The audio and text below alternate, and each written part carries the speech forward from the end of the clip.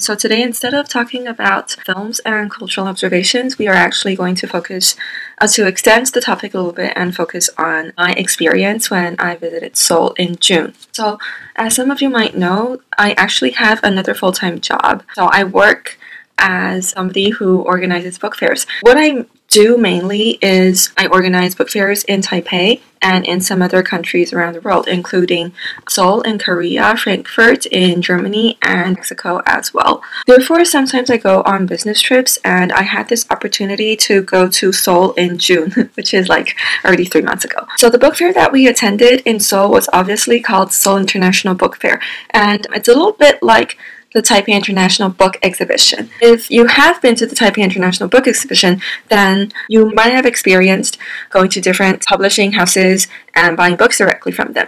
So the International Book Fair is actually a little bit like Taipei International Book Exhibition, which we aim to serve both international professionals and the general public. So the general public is what I just mentioned, like us, like readers. We just go there and purchase books. What are international professionals? So let's break it out to the professionals. So obviously, professionals mean those who work in the publishing industry. So they can be like publishers, editors, right agents, writers, booksellers, or even like those who work in printing companies can also be categorized as professionals in the publishing industry. Why do we focus on international professionals? Because actually one of our main goals is to enhance the copyrights tradings between different countries. Briefly introduce the copyrights trading. It's basically like the source, the first step of maybe the publishing industry, if you can say that. So for instance, I have a book right here. It's called The Notebook by Nicholas Sparks.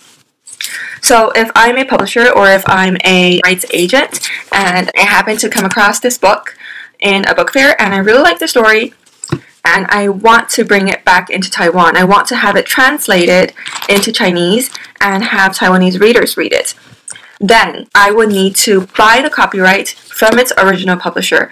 I can either, if I'm a publisher myself, I can either publish it in my own company, or if I'm a rights agent, I will sell it to Taiwanese publishers for them to publish this book into Chinese.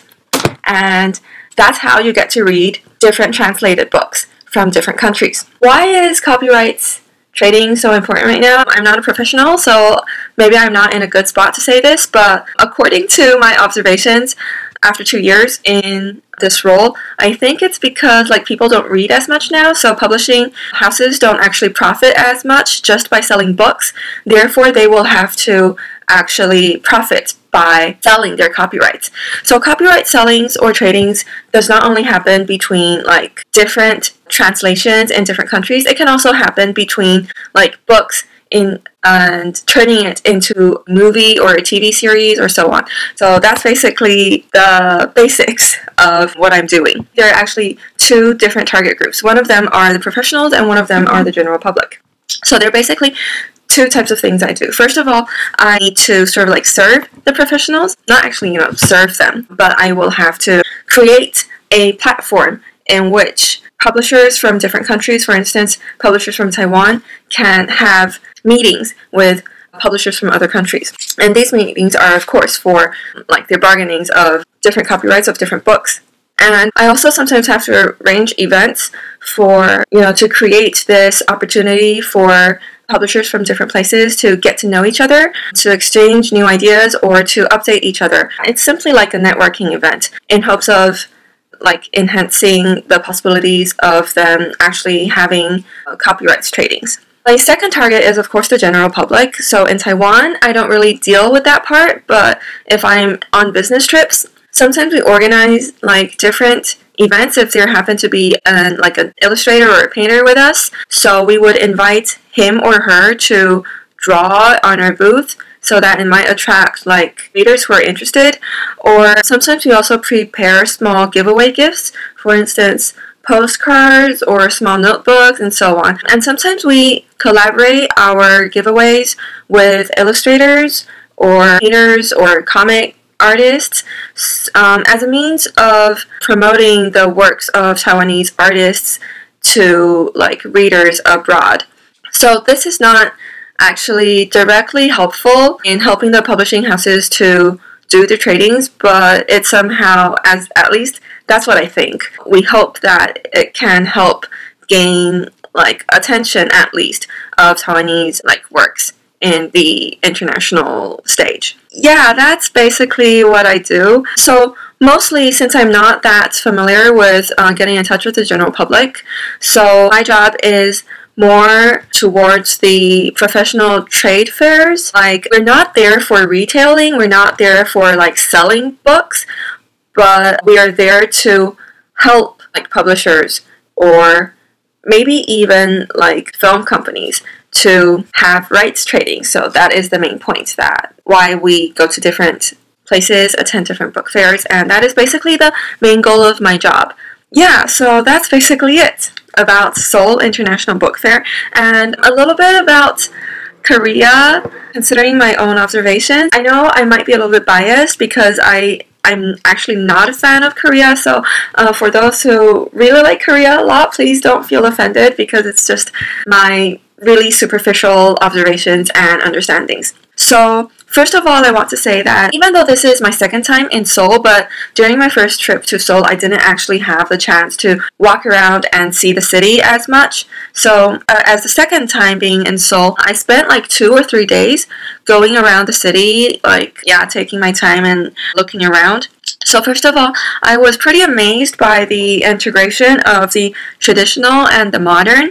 Like, for me, I used to think that Seoul is a highly developed city, or it's very modernized and so on. I think that might be because of the impression I had since the last time I was there, because I stayed in Gangnam, but this time I actually went to other places. So it was not really shocking, but I was pretty amazed to see so many street vendors just selling like food or tempuras, I think, like on the streets, while there are like huge skyscrapers around as well. I think that's not as common in Taiwan. I mean, of course there are night markets and there are street vendors, but well, for me, they don't seem to happen in the same place, while in Seoul, I think it sort of does. Yeah, and there are also those really traditional small grocery stores that we seldom see in Taipei anymore. I was pretty happy to see those things because I felt like sort of nostalgic and all. However, I feel that Seoul is not a particularly visitor-friendly city to those who don't speak Korean. It might be my own like personal opinions, because for me, I don't think there are like enough signs that are written in English that actually allow visitors to get around as comfortably as they want, and there are not as much English-speaking Koreans as well. But I did meet like a few really nice Koreans who speak really good English, and they really helped me get through a lot of things while I was there. Yeah, I also find the similarities of their culture to Chinese culture pretty interesting as well. I've always known that there is a strong bond between Korea and China. Witnessing it is another whole new experience. I also like creativity of things, especially shown through their like cute little gadgets. I actually bought some. Yeah, it's just really hard to resist when you're sort of like surrounded by them. And lastly, I want to talk about the art museums in Seoul. I think their art museums is something that is pleasantly surprising because they're of really high quality. You can tell they're trying to break some boundaries, and the artists are actually trying to have a voice, either to express the beauty that they're feeling, or sometimes presenting a sort of criticism and seeing some really powerful messages. And I think it's amazing how Korea values this sort of freedom of speech and freedom of thoughts, and the representation of it all is just shocking.